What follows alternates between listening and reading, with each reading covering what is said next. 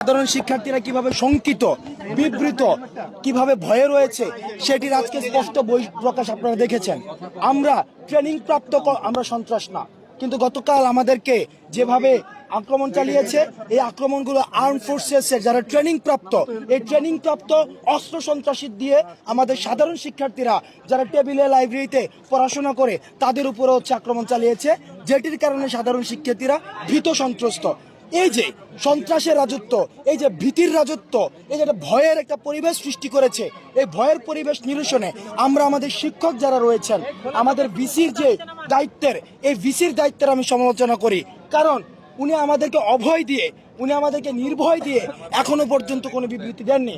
আমাদের যিনি proctor sir রয়েছেন, আমাদের প্রক্টর স্যার আমাদেরকে অভয় দিয়ে কোনো বিবৃতি দেননি, যাতে করে আমরা অভয় হতে পারি, আমরা আত্মবিশ্বাসী হতে পারি। আমরা যেটা দেখেছি, তাদের শ্মশান সমান নিস্তব্ধতা আমাদেরকে আরো ভীত সন্ত্রস্ত করে তুলছে। আমাদের যে যৌক্তিক আন্দোলনটি ছিল, আমাদের যে যৌক্তিক আন্দোলনটির কারণে আমরা যে হচ্ছে এখনো পর্যন্ত মাঠে রয়েছে, এটি মীমাংসিত আন্দোলন।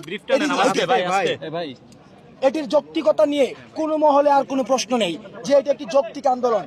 কিন্তু এই যৌক্তিক আন্দোলনে আমরা দেখেছি ছাত্রলীগের যেভাবে মধ্যযুগীয় বর্বর কায়দা নির্যাতন চালিয়েছে, টোকায় এনে বহিরাগত এনে, এবং আমরা দেখেছি যে যারা যুবলীগের রয়েছে, আমরা এটাতে শঙ্কিত, আমরা এটাতে ভীতস্ত, আমরা নিরাপত্তা চাই।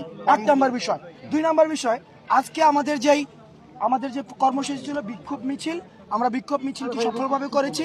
আমরা দেখেছি বিক্ষোভ মিছিলে নানাভাবে আমাদেরকে হয়রানি করা হয়েছে, বিভিন্ন জায়গায় বাস দিয়ে, বিভিন্ন লোকাল বাস দিয়ে টোকাই এনে ক্যাম্পাসে জড়ো করা হয়েছে, সেটির আমরা প্রতিবাদ জানাই।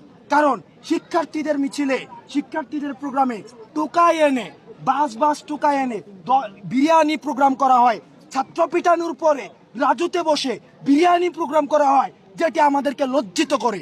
আমরা চাই এটির সুষ্ঠু একটি বিচার। সেটির জন্য আমাদের আগামীকাল যে আমাদের কর্মসূচি থাকবে, আগামীকাল পবিত্র আশুরা রয়েছে মহরমের কারণে, আমরা আগামীকাল আমাদের প্রোগ্রামটি আলোচনা সাপেক্ষে আমরা রাতে ব্রিফ করে দিব যে আমাদের আগামীকালের প্রোগ্রাম।